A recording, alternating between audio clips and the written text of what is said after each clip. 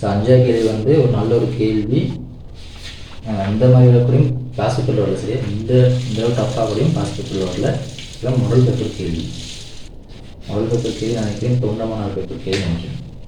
சரியா, ஸோ அப்போ என்ன கேள்வி கேட்டுக்காங்கன்னா இந்த டெஸ்ட்டை நிறுவனம் பாருங்கள். மோட்டார் வண்டிகளுக்கான உதிரிப்பாக விற்பனை செய்யும் பழனி மோட்டார் ஸ்டோர்ஸ் நிறுவனத்தின் ஏடுகளில் இருந்து 1/1/2022 காணப்பட்ட மீதிகள் வருமாறு. அப்போ இந்த நிறுவனம் எந்த பொருளும் விற்பனை செய்ய போது மோட்டார் வாகன உதிரி பாகங்கள் தான் விற்பனை செய்ய போகுது. அப்போ இந்த நிறுவனத்துடைய பிரதான இருப்பு என்னவா இருக்க போகுதுன்னா மோட்டார் வாகன உதிரி பாகங்கள் இதோடைய இருப்பாக இருக்க போகுது. சரியா, இது வாட்ச பிறகு என்ன வேண்டப்படுதுன்னு போய் பாருங்கள். வேண்டப்படுறது என்னென்ன கேட்குறான்னு பாருங்கள். சொத்து சமன் பொறுப்பு சாக உரிமையாளர் பதிவு செய்ய சொல்லியிருக்கிறாங்க. 2வது கேள்வி இருக்கிறாங்க ஜனவரி மாதத்துக்கு வருமான கூட்டணியை தயாரிக்க அடுத்த தேதி சொத்து அடிப்படையில் லாபம் அல்லது நட்டத்தினையும் கணக்கிடுவாங்க. 3 கேள்வி கேட்டிருக்காங்க. 3 கேள்விக்கு நான் பெஸ்ட்டாக என்ன செய்ய போகிறோம்னா அந்த கணக்கீடு சமன்பாடு அடிக்கலாம். சொத்து சமன் பொறுப்பு சாக உரிமையாண்மை அடிக்க போகிறோம். ஸோ அதில் பாருங்கள் மென்ஷன் பண்ணி கேட்டிருக்காங்க. கொடுக்கல் வாங்கல் இலக்கம் திகதி அப்படின்னு என்ன செய்யணும் நம்ம போடணும். சரியா, என் திகதி கேட்டுக்காங்க. இப்போ திகதி தான் இதில் நம்பர் இல்லை. இந்த கேள்வி நம்பர் கொடுக்கல, அது இலக்கம் கொடுக்கல. எது கொடுத்துருக்காங்க? டேட்டு தான் கொடுத்துருக்காங்க. அப்போ டேட் தானது அதுக்கான இலக்கமாக வரப்போ. சரியா, அப்போ கொடுக்கல் வாங்கல் இலக்கம் திகதி பதிவு செய்யப்படும். அடுத்து ஆதரவு உபகரணம், அடுத்து மோட்டார் வாகனம் அதாவது மோட்டார் வாகனம் உதிரி பாகங்கள், அடுத்து வியாபார வருமதிகள், காசு, நடைமுறை பொறுப்புகள், வியாபார சென்மதியாளர், அடுத்து விற்பனைகளும் முற்பண நிலுவைச் செலவுகளும், அடுத்து உரிமையாண்மை. சரி, அப்போ நம்ம அடிக்க போகிறோம் சாப்டர்.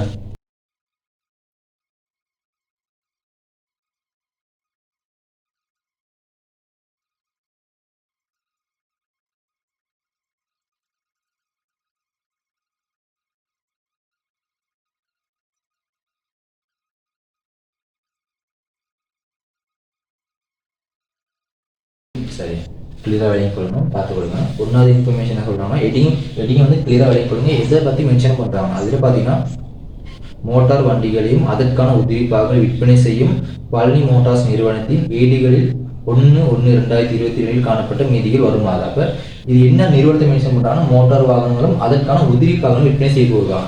அப்போ பிரதான இருப்பு என்ன இருக்கு நீங்கள் மென்ஷன் பண்ணி கொடுத்துருக்காங்க. அது மோட்டார் வாகன உதிரிப்பாக இருக்குன்னு கொடுத்துருக்காங்க. சில கணக்கில் பார்த்தீங்கன்னா மென்ஷன் பண்ணி கொடுத்துருக்கோம்னா டேரெக்டாக இருக்குன்னு கொடுத்துருவான். இருக்குன்னு கொடுத்தா நம்ம தான் விலைக்கு கொடுக்கணும். அது இது வந்து இந்த நிறுவனத்தில் அதுக்கான இருப்பு வந்து இதாக இருக்க முடியும். ஓகேவா, ஸோ அப்போ 1வது பாரு மீதியை சொல்லியிருக்காங்க. எல்லாம் 3 சைடு நீக்கி தான் கொடுத்துருக்காங்க. ஓகேவா, ஸோ 1வது சொல்லியிருக்காங்க பார்த்தீங்கன்னா ஆதரம் போரி உபகரணங்களுக்கான மீதி கொடுத்துருக்காங்க. ஸோ அப்போ மீதி பதிய போகிறீங்க. அப்போ திகதி நீங்கள் போட்டுக்கணும். என்ன திகதி போட போகிறீங்கன்னா ஜனவரி 1/1/2022.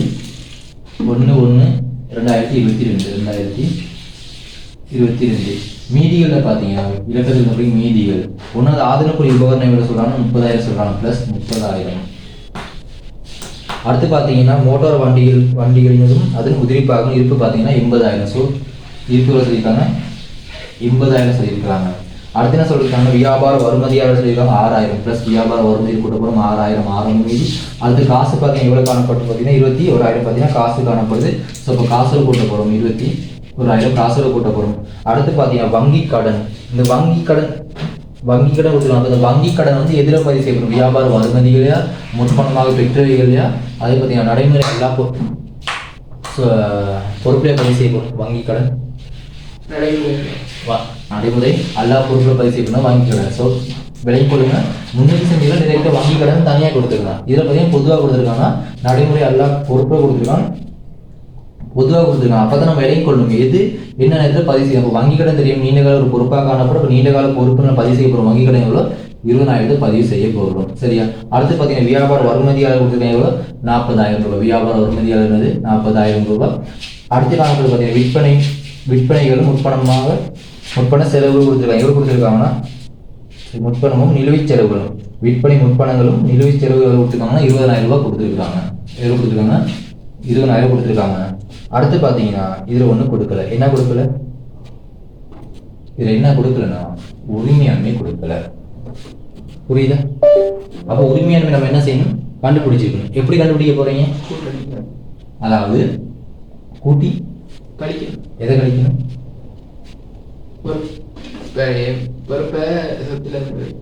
சொத்துல இருந்து பொறுப்பை கழிக்க போறீங்க. மாற்றி கழிச்சிங்கன்னா மைனஸ்ல வந்துடும்.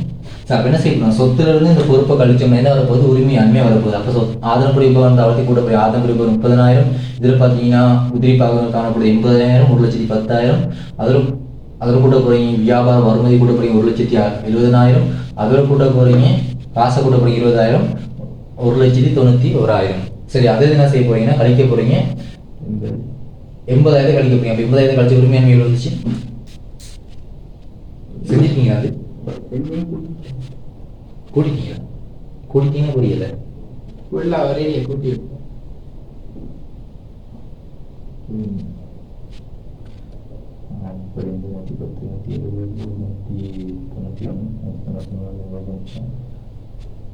ஒரு லட்சத்தி 11,000 1,11,000 கூட்டி பார்த்து கொடுங்க. சரியான 1,00,000 1,13,000. ஓகே, 1,11,000 பார்த்தீங்கன்னா அவருக்கு உரிமையாண்மையாக இருக்கும். சரியா? வேணும் கூட்டி பாருங்க. இந்த 1,11,000 80 கூட்டின எவ்வளோ இருக்குது? இங்கே பார்த்தீங்கன்னா 20 40 20னா 80 80ல் 1,11,000 கூட்டினா 1,91,000. ஏன் கூட்டி பாருங்க. 30,000 + 80,000 1,10,000 1,10,000 60,000 கூட்ட போறீங்க. 1,70,000 1,70,000 21,000 கூட்டினா 1,91,000 ரூபாய் வரும். அப்போ சொத்து சமம் பொறுப்புக்கு ஈக்குவலாக இருக்கணும். இது கண்டிப்பா புள்ளியா இருக்கும். இது அவ்வளோ பதிவு செய்யறதுக்கு புள்ளி வழங்கப்படும். சரியா? இது நீங்க கண்டுபிடிச்சிங்க. இப்போ கண்டுபிடிச்சு பதிவு செஞ்சோம். இப்போ உங்களுக்கு தெரியும் ஆரம்ப உரிமையாண்மை எவ்வளவு? 1,11,000. இந்த ஆரம்ப உரிமையாண்மை எங்கே பதிவு செய்யப்படும்? சிறிய சொத்து அடிப்படையிலிருந்து லாபம் அல்லது நட்டத்தை கண்டுபிடிக்கிறதுக்கு பயன்படுத்த போறோம். ஸோ ஆரம்ப மூலம் நம்ம என்ன செய்யணும்? கழிக்க போறோம். 1,11,000 கழிக்க போறோம். கிளியரா ஞாபகம் வச்சுக்கணும். நீங்க செய்யற அதே சந்தர்ப்பத்தில் இந்த இடத்துல பதிவு செய்துங்க. சரி, ஒன்றாவது முடிஞ்சிருச்சு. அடுத்து சொல்றாங்க பார்த்தீங்கன்னா ஒன்றாவது மீதியில் முடிஞ்சிருக்குது. 2022 ஜனவரி மாதத்தில் இடம்பெற்ற கொடுக்கல் வாங்கல் விவரம் வருமாறு. அப்போ ஜனவரி மாதத்தில் இடம்பெற்ற கொடுக்கல் வாங்கல் இப்போ கொடுக்க போறாங்க. அப்போ ஒன்றா கொடுக்கல் வாங்கல் பார்த்தீங்கன்னா டேட்டை சொல்லியிருக்காங்க 2/1/2022. அப்போ 2/1 தான் சொன்னாங்க. 2/1/2022 சொல்றாங்க. ஒன்றா பாருங்க. ஒவ்வொன்றும் ரூபாய் 2 லட்சம் படி 10 மோட்டார் வண்டிகள் கடனுக்கு கொள்வனை செய்யப்பட்டன. அப்போ என்ன சொல்லியிருக்காங்க? இது கிளியராக வணிக்கணும். ஒரு மோட்டார் வெஹிக்கிள் பெருமதி தேவை சொல்லியிருக்காங்க 2 லட்சம். இவங்க எத்தனை மோட்டார் வெஹிக்கிள் கொள்வனை செய்ய போறாங்க? 10 மோட்டார் வெஹிக்கிள். ஒரு மோட்டார் வாகனத்துடைய பெருமதி 2 லட்சம். எத்தனை மோட்டார் வெஹிக்கிள் கொள்வனை செய்ய போறாங்க? 10 மோட்டார் வெஹிக்கிள் கொள்வனை செய்ய போறாங்க. 10 மோட்டார் கொள்வனை செஞ்சாங்கன்னா மொத்த பெருமதியை கண்டுபிடிங்க. மொத்த பெருமதி கண்டுபிடிக்க என்ன செய்ய போறீங்கன்னா இந்த 2 லட்சத்தை என்ன செய்ய போறீங்க? 10ஆல பெருக்க போறீங்க. அப்போ 2 லட்சத்தை 10ஆல பெருக்க எவ்வளவு வரும்போது 20 லட்சம் ரூபாய் இருக்கும். 2 மில்லியன் ரூபாய் இருக்கும். அப்போ இந்த 2 மில்லியன் பார்த்தீங்கன்னா கடனுக்கு கொள்வனை செஞ்சிருப்பாங்க. அப்போ கடனுக்கு கொள்வனை செஞ்சிருந்தா அது பார்த்தீங்கன்னா மோட்டார் வாகனம் சொல்லியிருக்காங்க. மோட்டார் வாகனம் எதில் அதிகரிக்க போகுது? ஆதரவு உபகரணத்தில் அதிகரிக்க போகுது. மோட்டார் வாகனம் ப்ளஸ் 20,000 ரூபாய் அதிகரிக்க போகுது. ஓகேவா?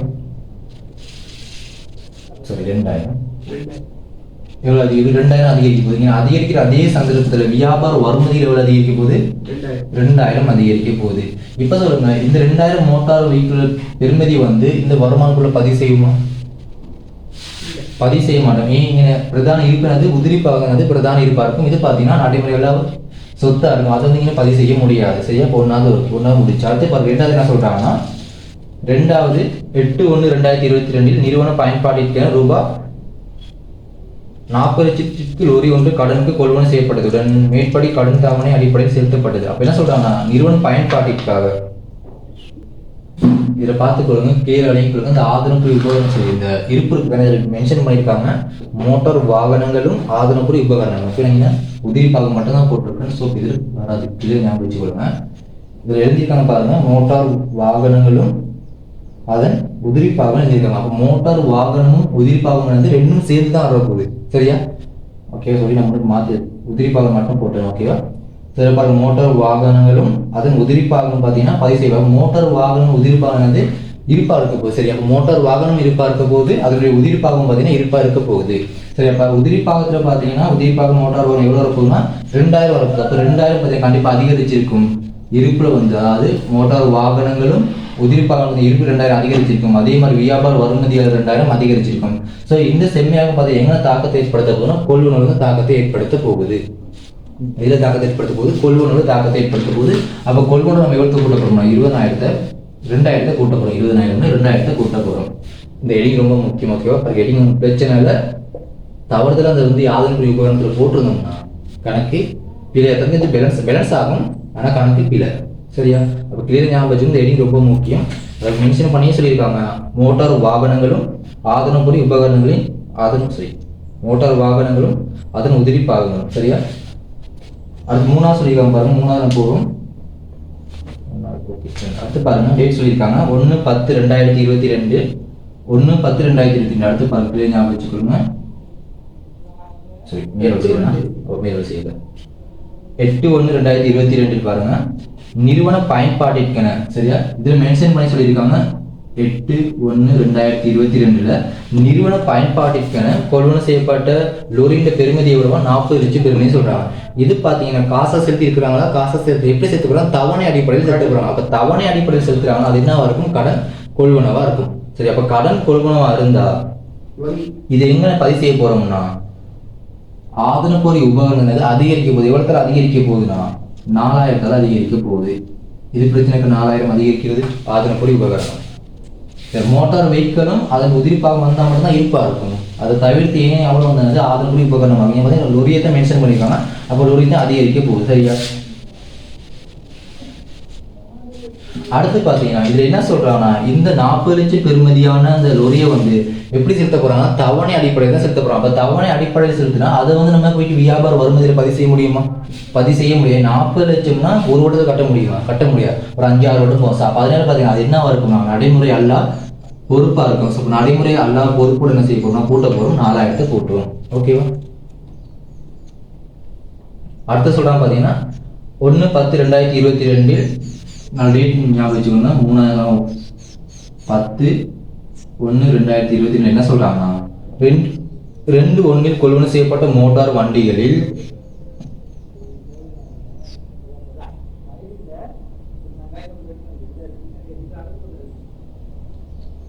சரி பல ஞாபகம் வச்சுக்கொள்ளுங்க. என்ன சொல்றாங்கன்னா 1/2 அதாவது 1வது அட்ஜஸ்ட்மெண்ட் இருக்குதானே இந்த 20 லட்சம் இந்த கொள்வன் இருக்குதானே இந்த கொள்வன் செஞ்ச மோட்டார் வண்டியில் பார்த்தீங்கன்னா ஒவ்வொன்றும் பார்த்தீங்கன்னா 2,20,000 படி 6 மோட்டார் வண்டிகள் கடனுக்கும் ஒவ்வொன்றும் ரூபாய் 2,10,000 படி 2 மோட்டார் வண்டிகள் காசுக்கு விற்பனை செய்யப்பட்டன. அப்போ 2 இன்ஃபர்மேஷன் கொடுத்துருக்காங்க. அப்போ என்ன சொல்லியிருக்காங்கன்னா நம்ம 6வது கொள்வன் செஞ்சிருக்கோம் எவ்வளோ 20 லட்சம் பெருமையாக மோட்டார் வெஹிக்கிள் கொள்வன் செஞ்சிருக்கோம் எவ்வளோ 20 லட்சம் கொள்வனை செஞ்சிருக்கோம் 2 லட்சம் படி. இப்போ என்ன சொல்றாங்க இப்போ கொள்வனை செஞ்சது என்ன செய்ய போறாங்க விற்பனை செய்ய போறாங்க. எப்படி விற்பனை செய்ய போறாங்க கடனுக்கும் விற்பனை செய்ய போறாங்க காசுக்கும் விற்பனை செய்ய போறாங்க. இதுக்கு மென்ஷன் பண்ணியிருக்காங்க 2,20,000 படி 2,20,000 படி எத்தனை மோட்டார் வெஹிக்கிள் விற்பனை செய்ய போறாங்கன்னா 6 மோட்டார் வெஹிக்கிள் விற்பனை செய்ய போறாங்கன்னா கடனுக்கு விற்பனை செய்ய போறாங்க. அப்போ அதை நம்ம கண்டுபிடிக்கணும். அப்போ 2,20,000 படி 6 மோட்டார் வெஹிக்கிள் கண்டுபிடிக்க போறாங்க பெருக்க போறோம் 2,20,000 தர 6 பெருக்கின எவ்வளவு போகுது 13 லட்சத்தி 12,000 இல்ல 720 பெரிய பாருங்க 2 லட்சம் படி வச்சா 6 இருக்குன்னா 12 லட்சம் வந்துடும். அவன் 20,000 படி 20 6 இருக்குன்னா 12 அப்போ 13,20,000 வரும். பெருக்கி பாருங்க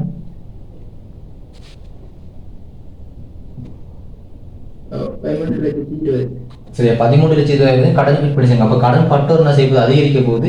ஸோ அப்போ கடன் பட்டோர்ல பார்த்தீங்கன்னா என்ன செய்ய போறோம்னா அதிகரிக்க போறோம். கடன் பட்டோர் எவ்வளோ அதிகரிக்க போதும்னா 3வது பார்த்தீங்கன்னா கடன் பட்டோர் அதிகரிச்சிருப்பாரு 1,320 அதிகரிச்சிருக்கும் சரியா 1,320 அதிகரிச்சிருக்கும். ஓகேவா?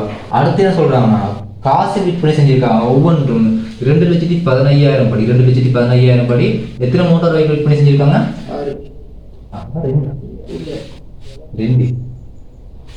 2 மோட்டார் வெஹிக்கிள் விற்பனை செஞ்சிருக்காங்க. அதாவது 2,15,000 படி எத்தனை மோட்டார் வெஹிக்கிள் காசு விற்பனை செஞ்சிருக்காங்கன்னா 2 மோட்டார் வெஹிக்கிள் விற்பனை செஞ்சிருக்காங்க. அப்ப பெருக்க போறீங்க 2,15,000 ஒரு மோட்டார் வெஹிக்கிள்னா 2 மோட்டார் வெஹிக்கிள் பெருக்க போறீங்க 2,15,000 2ஆல் பெருக்கினீங்கன்னா 4,30,000 வந்திருக்கும். ஸோ அப்போ 4,30,000 காசுக்கு விற்பனை செஞ்சிருப்பாங்க 4,30,000 காசுக்கு விற்பனை செஞ்சிருப்பாங்க. அப்போ 4,30,000 காசுல அதிகரிச்சிருக்கும். இவ்வளவுதான். இது ஓகே. இந்த செம்மையாக்க முடிஞ்சிருச்சா? என்ன செய்யணும் அடுத்து உரிமையில கூட்டணும் இருப்புல கழிக்கணும் சரியா உரிமையிலே கூட்டணும் இருப்பிலையும் கழிக்கணும். இப்போ இருப்புல கழிக்கிறதுக்கு நமக்கு இன்ஃபர்மேஷன் ஏதாவது கொடுத்துருக்காங்களா? ஒரே ஒரு இன்ஃபர்மேஷன் மட்டும் தான் இருக்கு. அது இந்த மோட்டார் வெஹிக்கிள் அளவு மட்டும் கொடுத்துருக்காங்க. எத்தனை மோட்டார் வெஹிக்கிள் அளவு கொடுத்துருக்காங்க சரியா பாருங்க 6 2 மொத்தம் எத்தனை motor vehicle 8 motor vehicle 8 motor வெஹிக்கிள்னா நீங்க ஒரு மோட்டார் வெஹிக்கிள் பெருமதி எவ்வளவு காணப்பட்டிருக்கு ஆரம்பத்துல 2 லட்சம்னா ஒரு மோட்டார் வெஹிக்கிள் 2 லட்சம் படி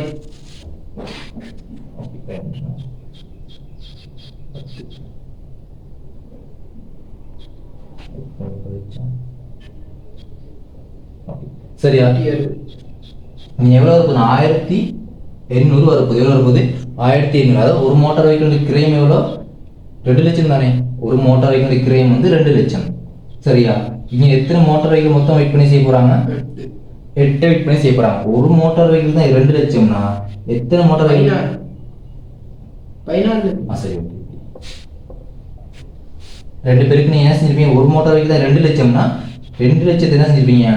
8ஆல பெருக்கிருப்பீங்க. 8ஆல பெருக்கினா எவ்வளவு இருக்கும்?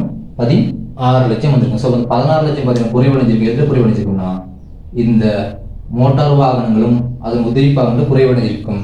இப்போ பார்க்கணும் நிறுவனத்துக்கு எவ்வளவு லாபம் கிடைச்சிருக்குன்னு. அதாவது இது ரெண்டையும் கூட்ட போறீங்க. ரெண்டையும் கூட்டினா வரும்போது 1320 + 430 1750 வரப்போகுது. 1750 1600 இருந்து 1750 கழிச்சு எவ்வளவு வரப்போகுது? 150 வரப்போகுது லாபம். சரியா? இது பாருங்க, இதுக்குள்ள டைரக்டா பதிவு செய்யணும். ஓகேவா? ஒரே இதான் வரும். கீழே இருந்ததுன்னா பெரும்பாலும் ஸ்கூல்ல வந்து மேக்ஸ் போடுறதுலாம் வாய்ப்பு இருக்குது. எக்ஸாம் பேப்பர்ல வந்து ஃபைனல் பேப்பர் இப்படி வந்து மேக்ஸ் போடுறதுக்கான வாய்ப்பு வந்து ஓடுவாங்க பெரும்பாலும். ஆனால் ஃபுல்லாகவே எழுதிக்கொள்வாங்க. ஓகேவா? ஏன்னா இது எல்லாம் ஒன்றுக்குள்ளது தனித்தனியாக உடச்சி கொடுத்ததுனாலும் ஃபுல்லாக ஒன்றுக்குள்ளது தான். சரியா? தனித்தனியாக எழுதுறதுனா எப்படி எழுதணும்னா பெஸ்ட்டாக காசுக்குள்ளே இருப்பை குறைச்சிட்டு காசில் போட்டு அதுக்கான லாபத்தை தனியாக எழுதணும். சொல்ற புரியுதா? அதே அடுத்து என்ன செய்யணும்? கடனுக்கு பார்த்தீங்கன்னா 6 இருக்குது. 6 மோட்டார் வெஹிக்கிள்னா 12 லட்சத்தை குறைச்சிட்டு 1320 கூட்டிட்டு கடன் கொடுத்து கடன் பட்டோரில் மீதியை பார்த்தீங்கன்னா உரிமையாண்மை லாபமாக காட்டணும். அப்படி செஞ்சிருக்கோம். அப்படி செஞ்சுருக்கீங்கன்னா ஓகே. சரியா? ஆனால் பெரும்பாலும் இப்படி செய்யணும். அது 2 வேலை தானே. இது ஒரே தடவை செஞ்சு போயிட்டீங்கன்னா 1 2 3 4 முடிஞ்சிடும். அதுவும் 1 2 3 6 வந்துடும். அதுக்கு 6 சமயம் வந்துடும். சரியா? நான் சொல்ற புரியுதா? அதெல்லாம் டைம் வேஸ்ட் ஆகிடும். பாருங்க, நீங்க அப்படி தனித்தனியாக படிச்சிருந்தா இருப்பில் பெஸ்ட்டாக குடிச்சிருக்கணும். கடன் பட்டோரில் அதிகரிச்சிருக்கணும். உரிமையாண்மையில் அதிகரிக்கும். அப்போ 3 பதிவு வந்துருச்சா? அடுத்து பாருங்க, காசுக்கு இருப்பில் குறைச்சிருக்கணும். காசுல பதிவு செஞ்சிருக்கணும். மறுபடியும் அதை கழிச்சு உரிமையாண்மையில் கூட்டியிருக்கணும். அப்போ அது 2 வேலையாக இருக்கும். இது ஒரே தடவை அந்த வேலையை முடிச்சிருக்கணும். ஓகேவா? இல்லை சரி, பட் டைம் வேஸ்ட் ஆகும். என்ன செய்ய போறோம்னா 16 லட்சம் பெருமதியானது வந்து எவ்வளவு விற்பனை செஞ்சிருக்கணும்? 17,50,000 விற்பனை செஞ்சிருக்கோம். அது பார்த்தீங்கன்னா காசு விற்பனையாக இருக்கும், கடன் விற்பனையாக இருக்கலாம். விற்பனை டிரெக்டாக பதிவு செய்யப்படும். எவ்வளோ பதிவு செய்யப்படும்னா 1750 கூட்ட போகிறோம். இது ஓகேவா? 1000, அதாவது காசு விற்பனையாக இருக்கலாம், கடன் விற்பனை. இது 2 உள்ளடக்கிது. காசு உள்ளடக்கிது, கடன் உள்ளடக்கிது. 2ஐயும் கூடி நான் செய்யப்படும், பதிவு செய்யப்படும். விற்பனையில் பதிவு செய்யப்படும் 1750 பதிவு செய்ய போகிறோம். சரி, அடுத்து என்ன சொல்றாங்கன்னா பாருங்க, 15/1/2022 அடுத்த டேட்ல சொல்றாங்க. 4வது 15/1/2022 என்ன சொல்றாங்கன்னா ரூபாய் 1,20,00,000 கிரயம் கொண்ட உதிரி பாகங்கள், அதாவது 12,000 3% நீக்கி 12,000 கிரயம் கொண்ட உதிரி பாகங்கள் ரூபாய் 15,000க்கு வாடிக்கையாளர் ஒருவருக்கு விற்பனை செய்யப்பட்டது. நீங்க வாடிக்கையாளர் தான் மென்ஷன் பண்ணியிருக்கிறாங்க. எனக்கு கடன் மென்ஷன் பண்ணல தானே. ஸோ வாடிக்கையாளர் அது விற்பனை செய்யப்பட்டது. இதற்காக 2021 டிசம்பர் மாதம் வாடிக்கையாளர் முன்பணமாக ரூபாய் 5,000 வழங்கியிருந்தார். மிகுதி பணம் பெற வேண்டி உள்ளது. சரி, அவர் மிகுதி பணம் பாருங்க, கடைசியாக தான் சொல்லியிருக்காங்க மிகுதி பணம் பெற வேண்டி உள்ளதுன்னு சொல்லியிருக்காங்க. மிகுதி பணம் பெற வேண்டி உள்ளதுன்னு அது கடன் விற்பனையா இருக்க கிளியர் ஞாபகம் வச்சுக்கோங்க. நேரம் மென்ஷன் பண்ணல, ஆனால் கீழே எந்த மென்ஷன் பண்ணியிருக்காங்க பெற வேண்டி உள்ளது. நம்ம காசை வாங்கினா நிறைய காசுல பதிவு செஞ்சிடும். அது காசு விற்பனையா இருக்கும். நீங்க காசை மென்ஷன் பண்ணல, பெற வேண்டி உள்ளதுன்னு சொல்லியிருக்காங்க. அப்போ பதிவு செய்யப்படும். கண்டிப்பா நிறுவனத்தில் எவ்வளவு பெருமதியான உதிரிப்பாகம் குறைவடைப்பதுன்னா 12,000 பெருமதியான உதிரிப்பாகம் வந்து நிறுவனத்தில் குறைவடைஞ்சிருக்கும். ஓகேவா? குறைச்சிட்டோம். சரியா? இது வந்து எவ்வளவு விற்பனை செய்ய போறாங்கன்னா 15,000 விற்பனை செய்ய போறாங்களா. இந்த விற்பனை செய்யப்பட்டதுல டிசம்பர் மாதம், அதாவது போன வருடத்துல டிசம்பர் மாதம் வந்து எவ்வளவு முற்பணம் வாங்கியிருக்குமா? 5,000 முற்பணமா வாங்கியிருக்குமா. அந்த 5,000 முற்பணமா வாங்கினது எதில் உள்ளடக்கியிருப்பாங்க? இந்த முற்பணத்தில் உள்ளடக்கியிருப்பாங்க. இந்த பொறுப்புல பாருங்க, முற்பண விற்பனைக்கு அதே மாதிரி பார்த்தீங்கன்னா சென்மதி செலவு உண்டு. இதுல என்ன செய்யிருப்பாங்க? உள்ளடக்கியிருப்பாங்க. எவ்வளவு உள்ளடக்கியிருப்பாங்க? 5,000 உள்ளடக்கியிருப்பாங்க. அந்த 5,000 என்ன செய்யப்படும்? கழிக்கப்படும். டிரெக்டா இந்த முற்பண விற்பனை வந்து 5,000 கழிக்க போறோம். கழிச்சிட்டு மிகுதி பணம் பார்த்தீங்கன்னா பெற வேண்டி தான் எழுதிருக்காங்க. அப்போ காசை நான் பெற்றுமா? காசை நான் பெறல, பெற வேண்டி உள்ளதுனா நிறுவனத்துக்கு வருமதியானது. அப்போ வருமதியில பதிவு செய்யப்படும். வருமதியாளர் கூட்ட போறோம். எவ்வளவு கூட்ட போறோம்னா 10,000 கூட்ட போறோம். எவ்வளவு கூட்ட போறோம்? 10,000 கூட்ட போறோம். என்ன செய்ய போறோம்னா இப்ப இதுல இதோட முடிஞ்சிருமா? முடியாது. இது எங்க பதிவு செய்யணும்? உரிமையாண்மையில பதிவு செய்யணும். இப்போ உரிமையாண்மையில எவ்வளவு கூட்டுவீங்க?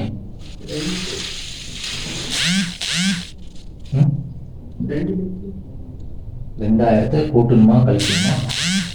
கழிக்கணும். எவ்வளோத்துக்கு பதியப்படும்னா நிறுவனத்துக்கான லாபத்தை மட்டும் பதிவு செய்யப்படும். நல்லா ஞாபகம் வச்சுக்கோங்க. இந்த உரிமையாளர் லாபம் எவ்வளோ லாபம் இருக்குதோ அந்த லாபத்தை மட்டும் தான் பதிவு செய்யப்படும். 12,000 பெறுமதியானது 15,000 விற்பனை செஞ்ச லாபம் எவ்வளோ? 3000 ப்ளஸ் 3000. இப்போ உங்களுக்கு அடுத்த டவுட் வரும், இது ரெண்டு சமமாவான்னு கேட்பீங்க. சமனாகும். இங்கே -12,000 ப்ளஸ் 10,000 கழிச்சா -2,000 -5,000 ப்ளஸ் 3,000 கழிச்சா -2,000. கிளியரா ஞாபகம் வச்சுக்கொள்ளணும். சரியா? இங்கே ஆட்டோமேட்டிக்காக அடிப்பட்டு வந்துடும். லாபத்தை கூட்டோம்னா ஆட்டோமேட்டிக்காக எல்லா வேலையும் அதுக்குள்ளே நடைபெற்றணும். சரியா? ஸோ கிளியராக ஞாபகம் வச்சுக்கணும். நேற்று ஒரு அட்ஜஸ்ட்மெண்ட் பார்த்தோம், இன்னைக்கு ஒரு அட்ஜஸ்ட்மெண்ட் வந்திருக்கு. சம்டைம் இதில் இன்னும் அட்ஜஸ்ட்மெண்ட் வரலாம். ஞாபகம் வச்சுக்கணும். வந்தால் அப்படி செய்யணும். இந்த உரிமையாமே வளர்ந்துடாதீங்க. நிறுவனத்துக்கு கிடைக்கப்பட சகல லாபத்தை பதிவு செய்யக்கூடியதாக காணப்படும். அப்போ உரிமையான மொத்த லாபம் இருக்கும் 3,000 ரூபாய் ப்ளஸில் வந்திருக்கும். அடுத்து என்ன சொல்கிறாங்கன்னா 18/1/2022. சரியா? அடுத்து சொல்லியிருக்காங்க இத்தனாவது 18/1/2022. சரியா? 2020 டிசம்பர் மாத வாடகை பணம் ரூபாய் 20,000. 2022 ஜனவரி மாத வாடகை பணம் ரூபாய் 25,000 காசாக செலுத்தப்பட்டது. என்ன சொல்றாங்கன்னா 2021 டிசம்பர் மாத வாடகை ரூபாய் 20,000 வந்து போன மாசத்துக்கான டிசம்பர் தானே, அந்த மாதத்துக்கான வாடகை வந்து இந்த மாசம் காசா செலுத்தி இருக்கிறாங்கன்னா அப்போ காசா செலுத்தினா கண்டிப்பா என்ன செலுத்து காசு குறைவடைய போகுது. சரியா? டிரெக்டா பெருசா குறைச்சிருப்பீங்க. எவ்வளோ காசு குறைச்சிருப்பீங்க பெருசா 20,000 குறைச்சிருப்பீங்க. மிகுதி தொகை ஒரு 20,000 தானே, அது எங்கே கழிக்கணும்னா இங்கே பாருங்க செலுத்த வேண்டிய சென்மதி செலவு உள்ளடக்கியிருப்பாங்க. அப்போ சென்மதி செலவு வந்து குறைவடைஞ்சு எவ்வளவு குறைவடைஞ்சிருக்கும்னா 20,000 குறைவடைஞ்சிருக்கும். ஓகேவா? அதுக்கு பிறகு சொல்றாங்க பாத்தீங்கன்னா இம்மாத வாடகை கட்டணம் எவ்வளவு காணப்படுதா? 25,000 காணப்படுதான். அந்த 25,000 வந்து காசா செலுத்திருக்காங்க. அப்ப கண்டிப்பா சேர்த்தது காசுல வந்து குறைவடைய போகுது. அப்ப காசு வந்து குறைவடைய போகுது. டிரெக்டா நம்ம காசு வந்து குறைக்கப்படும். எவ்வளவு குறைக்கப்படும்? 25,000 குறைப்பது. ஜனவரி மாத வாடகை 25,000. ஜனவரி மாத வாடகை காசாக செலுத்தப்பட்டது. இந்த 20,000 வந்து 2021 பாருங்க. டேட் ரொம்ப முக்கியம். 2021 எப்ப சொல்றாங்கன்னா 18ஆம் தேதி ஜனவரி 18 வந்து காசா செலுத்திருக்காங்க. எப்பொழுது காசா செலுத்திருக்காங்களா? டிசம்பர் 2020 டிசம்பர் மாத வாடகை பணம் ரூபாய் 20,000 2022 ஜனவரி மாத வாடகை பணம் ரூபாய் 25,000 காசாக செலுத்தப்பட்டது. அப்ப போன வருஷத்துக்கான டிசம்பர் மாசத்துக்கு அந்த மாத வாடகையும் இந்த மாசத்துக்கான வாடகை ரெண்டையும் சேர்த்து காசா கொடுத்துருக்காங்க. அப்படி டிரெக்டா நீங்க டோட்டலா கூட்டியும் கிடைக்கும், தனித்தனியா பதிவு செய்யலாம். ஓகேவா? அப்ப பெஸ்டா என்ன செஞ்சிருக்கீங்கன்னா போன மாசம் அதாவது டிசம்பர் மாசத்துக்கான வாடகை நான் பதிவு செஞ்சிருக்கேன். அப்ப டிசம்பர் மாத வாடகை பார்த்தீங்கன்னா டிசம்பர் மாசம் காசா செலுத்திருப்பாங்களா? டிசம்பர் மாசம் காசா செலுத்திருக்க மாட்டாங்க. அது ஒரு வந்து பொறுப்பாக காணப்பட்டிருக்கும். அப்ப ஏனி செல்மெண்ட்ல கூட்டியிருப்பான். அப்ப அந்த சேர்ப்பு கணக்கு கூட்டியிருப்பான். கூட்டி எதுக்குள்ள உள்ளடங்கியிருக்கும்? இந்த 20,000 உள்ளடங்கியிருக்கும். சரியா? அடுத்து என்ன செஞ்சாங்கன்னா இப்போ ஜனவரி வரும்போது ஜனவரி மாதம் என்ன செஞ்சாங்கன்னா அந்த காசை கொடுத்துட்டாங்க. அந்த காசை கொடுத்தா காசு என்ன செய்ய போகுது? குறைவடைய போகுது. அப்போ காசை குறைச்சிட்டோம். இப்போ இங்கே பார்த்தீங்கன்னா நம்ம செலுத்த வேண்டியதே பதிவு செஞ்சிருக்கும் மீதியில். அப்போ மீதி அதிகரிச்சு காணப்படும். இப்போ நம்ம காசா செலுத்தினா நம்மளோட பொறுப்பு என்ன செய்ய போகுது? குறைவடைய போகுது. பொறுப்பு குறைவுக்கு நம்ம கழிச்சிருக்கணும். 20,000 கழிச்சிருக்கோம். அதன் பிறகு என்ன சொல்றாங்கன்னா இம்மாத வாடகை ஜனவரி மாத வாடகை எவ்வளவு காணப்படுதான்? 25,000 காணப்படுதான். இந்த 25,000 என்ன செஞ்சாங்கன்னா காசா அப்பயே செலுத்திட்டாங்க. 25,000 காசா செலுத்தினா கண்டிப்பா காசு குறைவடைவது எவ்வளவுக்கால? 25,000 காசு குறைவடைஞ்சிருக்கும். இம்மாத வாடகை பார்த்தீங்கன்னா நிறுவனத்துக்கு வருமானம் செலவா இருக்குமா? செலவா இருக்கிற செலவுல பதிவு செய்யும். அதாவது உரிமையானவர்கள் கழிக்க போறோம். 25,000 கழிக்க போறோம். ஓகேவா? அப்படி நீங்க பதிவு செய்யாட்டி இன்னொரு முறை இருக்குது, டோட்டலா பதிவு செய்யலாம். அப்போ டோட்டலா பார்த்துக்கலாம். நான் மொத்தமாக பதிவு செய்யறேன். நீங்க இப்படியே பதிவு செஞ்சிருக்கீங்க. ஓகேவா? இதுவும் சாரி, இது பிள்ளை இல்லை, சாரி. மொத்தமா பதிவு செய்யுது என்ன செய்யணும்? டைரக்டா இந்த 25,000 இங்கே கழிச்சிட்டு இது ரெண்டையும் கூட்டி டோட்டலா கழிச்சிருப்பீங்க. 45,000 கழிச்சிருப்பீங்க. இதுவும் ஓகே தான். எப்படிதான் ஓகே தான். சரியா? இப்போ என்ன செய்ய போறோம்? நமக்கு தெரியும் வாடகை இம்மாத வாடகை எவ்வளவு காணப்படுது? 25,000. அது என்ன ஒரு நிறுவனத்துக்கான ஒரு செலவா காணப்படும். அப்ப செலவுல பதிவு செய்யப்படும் வாடகை வருமான கூட்டுல வாடகைன்னு பதிவு செய்யப்படும். எவ்வளவு? 25,000. அதுக்கு மேல இன்னொன்று பாத்தீங்கன்னா விற்பனை காணப்படுது. கடன் விற்பனை வந்து 15,000. அது 15,000 பாத்தீங்கன்னா விற்பனையா கருதப்படும்.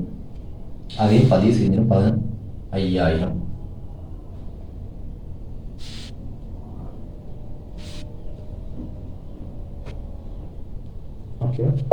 சரி, அடுத்து என்ன சொல்றாங்கன்னா 20/1/2022 வங்கி கடன் தவணை கட்டணம் ரூபாய் 5,20,000 செலுத்தப்பட்டது. சரியா? இப்ப வங்கி கடன் தவணை கடன் செலுத்த போறாங்கன்னா 6வது பாத்தீங்கன்னா 20/1/2022 வந்து வங்கி தவணை கடன் செலுத்த போறாங்க 5,20,000. சரி, அப்ப டைரக்டா செலுத்த போறாங்க தானே, வட்டியா இருக்கலாம் எதா இருந்தாலும் ஃபுல்லாக காசை செலுத்த போகிறாங்க. கண்டிப்பாக காசு குறைவடைப்பது, எவ்வளோ குறைவடைப்பது, 5,20,000 காசு குறைவடைஞ்சிடும்.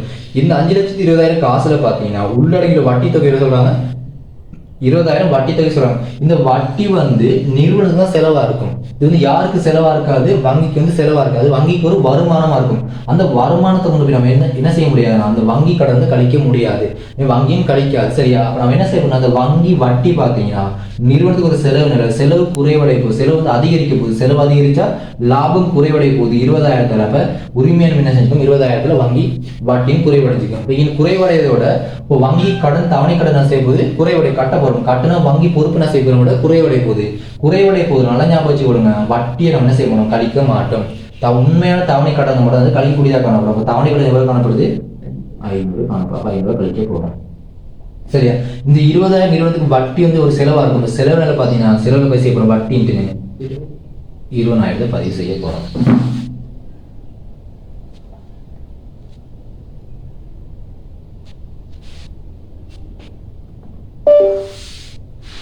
சரி, அடுத்து பாருங்க 2022 1/22 சொல்றாங்க. 7 பாருங்க 22 ஜனவரி 22 என்ன சொல்றாங்கன்னா, உரிமையாளர் தனது மகனின் தேவைக்கென ரூபாய் 3 லட்சம் கிரயம் கொண்ட மோட்டார் வண்டி ஒன்றை எடுத்திருந்தார். அப்ப இது என்ன இருக்கணும், பற்றா இருக்கும். இதை ஞாபகம் வச்சுக்கோங்க. அவர் தான் சொந்த தேவை தான் எடுக்க போறாரு. சரியா? சொந்த தேவைக்குன்னா அவர் குடும்ப தேவையாக எடுக்க போறாரு. இது ஒரு பற்றா இருக்கும். ஸோ பற்று அந்த கிளியரா ஞாபகம் வச்சுக்கோங்க. இது பொருள் பற்றா இருக்கு. பாருங்க, மென்ஷன் பண்ணிங்க, மோட்டார் வண்டி தான் மென்ஷன் பண்ணிங்க. அப்போ பொருள் பற்று கண்டிப்பா இருப்பு என்ன செய்யும், நிறுவனத்தில் குறைவடைய போகுது. எவ்வளவு பெருமதியா இருப்பு குறைவடைய போகுது, 3 லட்சம் கிரயமான மோட்டார் வெஹிக்கிள் நிறுவனத்தில் குறைவடைய போகுது. இங்க குறைவடைய அதே சந்தர்ப்பத்தில் எங்க குறைவடைய போகுதுன்னா உரிமையாளர் மேல குறைவடைய போகுது. அப்போ உரிமையாளர் டிரெக்டா குறைக்கிறோம். பற்றுல உரிமையாளர் குறைவடைய போகுது 3 லட்சம். அடுத்து கிளியரா ஞாபகம் வச்சுக்கொள்ளுங்க.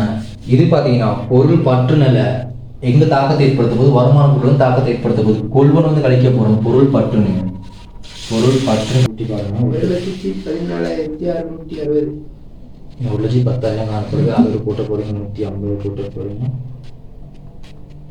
அதில் கூட்ட போறீங்கன்னா 3,000 கூட்ட போறீங்க +3000. அதுக்கு கழிக்க போறீங்க -25 கழிக்க போறீங்க. அதுக்கு கழிக்க போறீங்க -20 -300 -125 -400 1,13,580 வந்துச்சு. சரியா? 1,13,580. இது அப்படியே எங்க போட போறீங்கன்னா இறுதி உரிமையான பதிவு செய்யப்படும் 1,13,580. இந்த இடத்துல பதிவு செய்ய பற்று நமக்கு தெரியும். உரிமையாளர் பற்று எது காணப்படுதுன்னா இந்த 3 லட்சம் கிரயமாக பார்த்தீங்கன்னா அந்த மகளுக்கு பற்றா இருக்கும். ஸோ அதையும் கூட்ட போறீங்க. அதையும் கூட்ட நீங்க நமக்கு வந்திருக்கும் 1,13,580 கூட்டியிருப்பீங்க. 300 கூட்டியிருப்பீங்க. ஸோ 300 கூட்டினா நமக்கு வந்திருக்கும் 11,3,880 வந்திருக்கும். இது எவ்வளவு கழிக்க போறீங்கன்னா ஆரம்பம் முழுவதும் பார்த்தீங்கன்னா எவ்வளோ காணப்படும் பார்த்தீங்கன்னா 1,11,000 காணப்படுது. ஸோ அந்த 1,11,000 கழிச்சிங்கன்னா 12,880 பார்த்தீங்கன்னா லாபமாக கிடைக்கும்.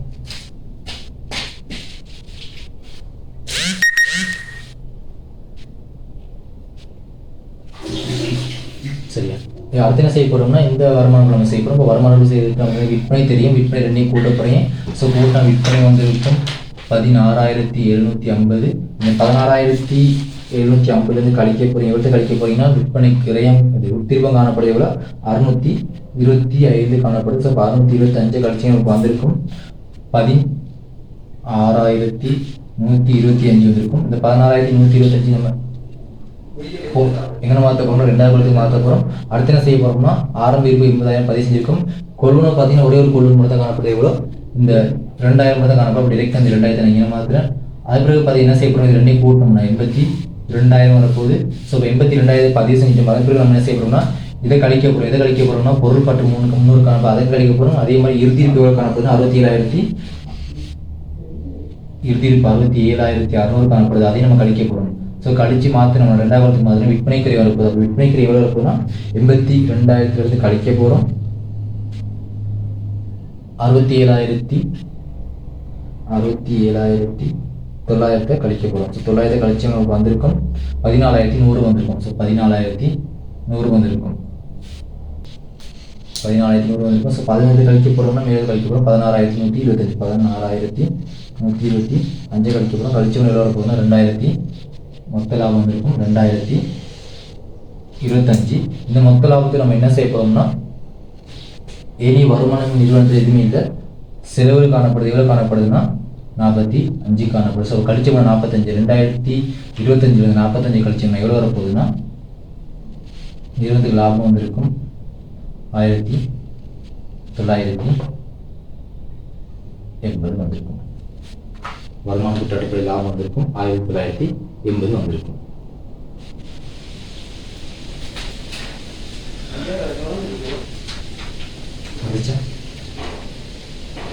டவுட் இருக்கு அதில்?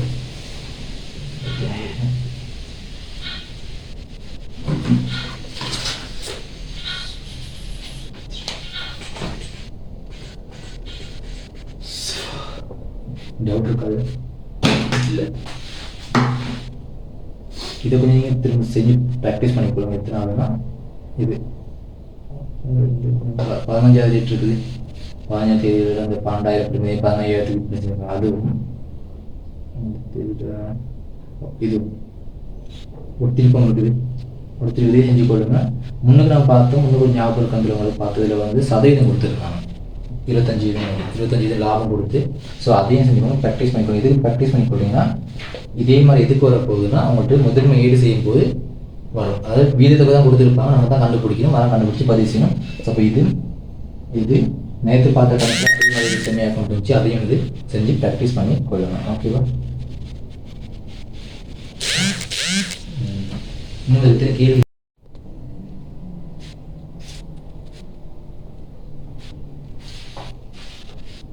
கூட்டி பாருங்க. 1,14,660. 1,10,000 காணப்படுது. அதில் கூட்ட போறீங்க 150 கூட்ட போறீங்க. அதில் எதை கூட்ட போறீங்கன்னா 3,000 கூட்ட போறீங்க ப்ளஸ் 3,000. அதுக்கு கழிக்க போறீங்க -25 கழிக்க போறீங்க. அதுக்கு கழிக்க போறீங்க -20 -300 -125 -400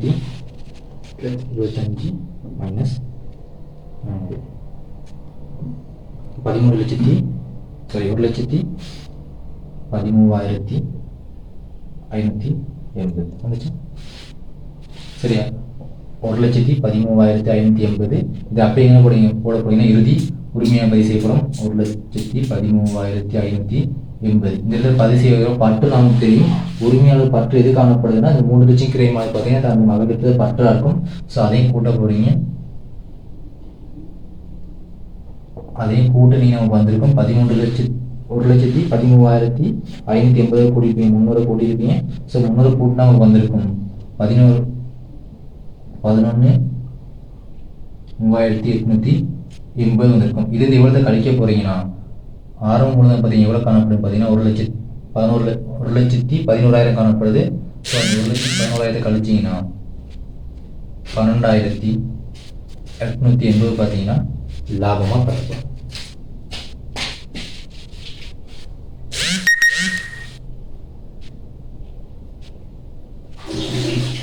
சரியா? அடுத்து என்ன செய்ய போறோம்னா இந்த வருமானம் நம்ம செய்ய போறோம். இப்போ வருமானம் செய்யறதுக்கு நமக்கு விற்பனை தெரியும். விற்பனை 2 கூட்ட போறேன். ஸோ கூட்டினா விற்பனை வந்திருக்கும் 16,750. இந்த 16,750 கழிக்க போறீங்க. எவ்வளோ கழிக்க போறீங்கன்னா விற்பனை கிரயம் உத்திருப்பம் காணப்படுது எவ்வளோ 625 காணப்படுது. ஸோ 625 கழிச்சு நமக்கு வந்திருக்கும் 16,125 வந்திருக்கும். இந்த 16,125 நம்ம எங்கே மாற்ற போகிறோம் 2,000 மாற்ற போகிறோம். அடுத்து என்ன செய்ய போகிறோம்னா ஆரம்ப இருப்பு 80,000 பதிவு செஞ்சிருக்கும்.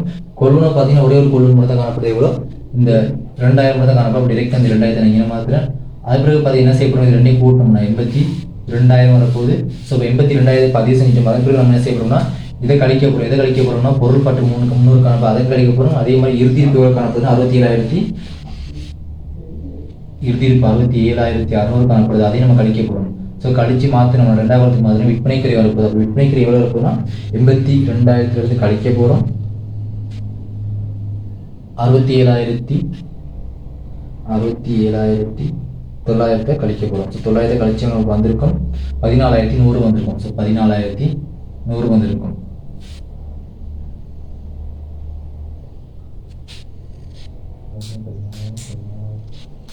ஸோ 15 கழிக்க போகிறோம்னா மேலே கழிக்க போகிறோம் 16,125 16,125 கழிக்க போகிறோம். கழிச்சு எவ்வளோ போகுதுன்னா 2,000 மொத்த லாபம் வந்திருக்கும் 2,025. இந்த மொத்த லாபத்தை நம்ம என்ன செய்ய போகிறோம்னா இனி வருமானம் நிறுவனத்தில் எதுவுமே இல்லை, செலவுகள் காணப்படுது. எவ்வளோ காணப்படுதுன்னா 45 காணப்படுது. ஸோ கழிச்சு 45 2025 45 கழிச்சோம்னா எவ்வளோ வரப்போகுதுன்னா நிறுவனத்துக்கு லாபம் வந்திருக்கும் 1980 வந்திருக்கும்.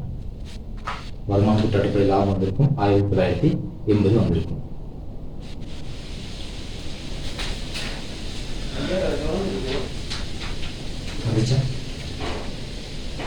டவுட் இருக்கா அதுல?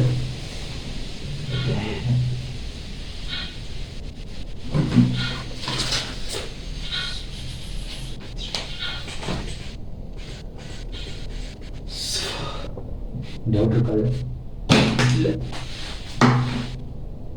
இதை கொஞ்சம் நீங்கள் திரும்ப செஞ்சு ப்ராக்டிஸ் பண்ணிக்கொள்ளுங்க. எத்தனை ஆகுதுன்னா இது 15,000 ரேட் இருக்குது. 15,000 தேதியில் அந்த 12,000 15,000 அதுவும்